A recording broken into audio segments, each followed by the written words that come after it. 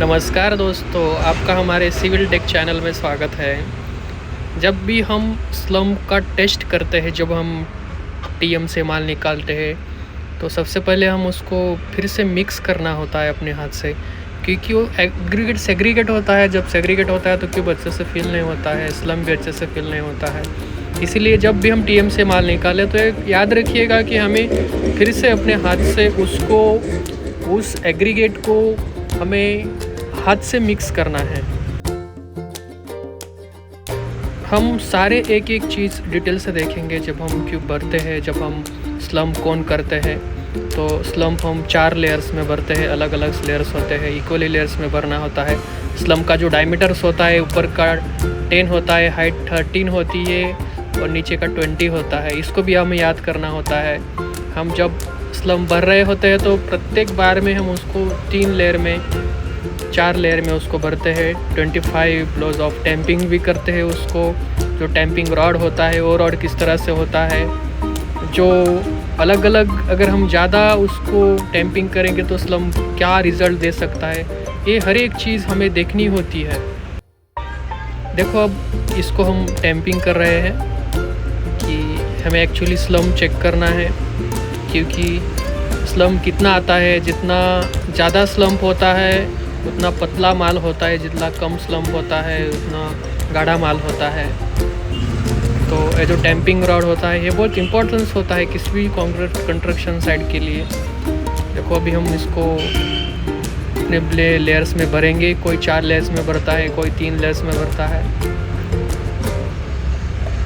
तो देखिए, इसको हम टैंपिंग कर रहे हैं, अच्छे से टैंपिंग कर रहे हैं, ताकि जो स्लम्प है उसका एक्यूरेट रिजल्ट आए, इधर उधर ना हो पाए।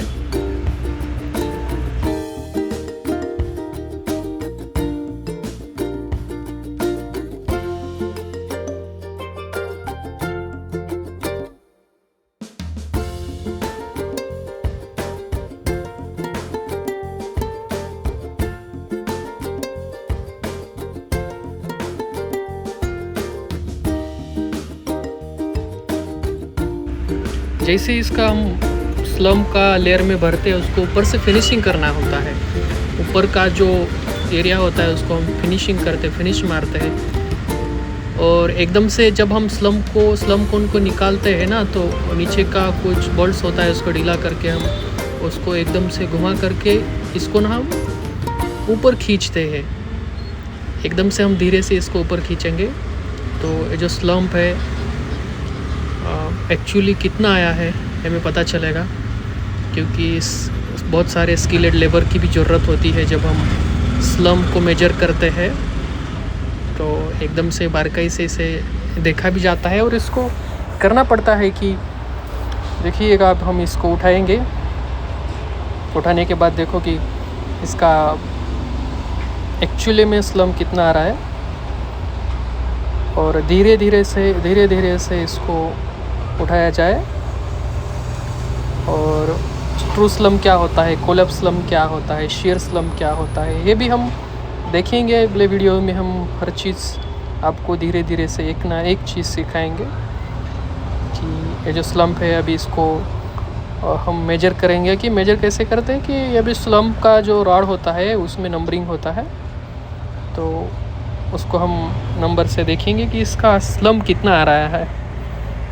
देखिएगा कि अभी यहाँ पे जो स्लम्प है, ये जो स्लम्प आ रहा है 120, 130 का स्लम्प है, 120 का स्लम्प है। ऐसे हम स्लम्प चेक करते हैं।